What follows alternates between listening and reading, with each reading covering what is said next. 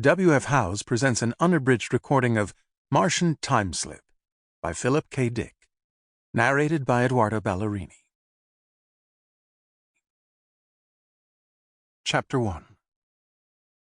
From the depths of phenobarbital slumber, Sylvia Boland heard something that called. Sharp, it broke the layers into which she had sunk, damaging her perfect state of non-self. "Mom?" her son called again from outdoors. Sitting up, she took a swallow of water from the glass by the bed.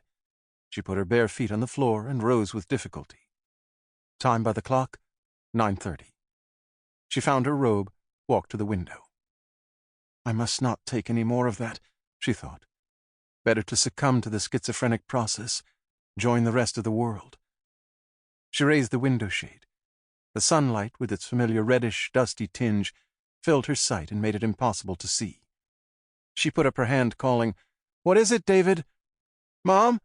The ditch rider's here?" Then this must be Wednesday.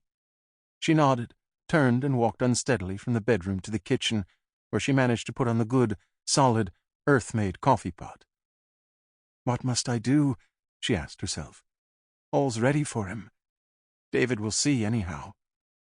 She turned on the water at the sink and splashed her face. The water, unpleasant and tainted, made her cough. We should drain the tank, she thought.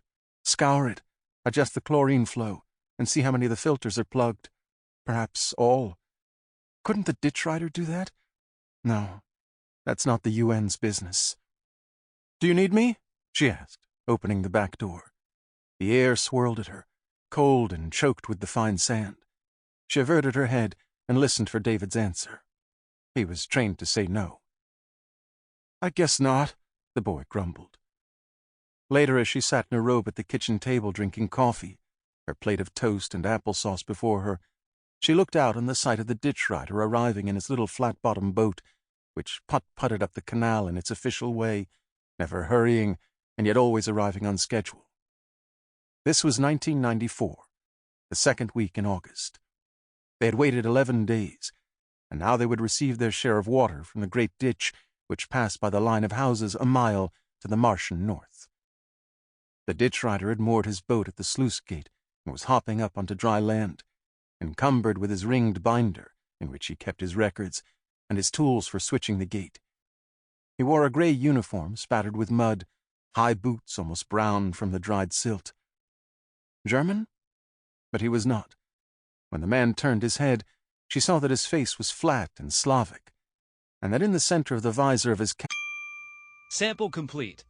Ready to continue?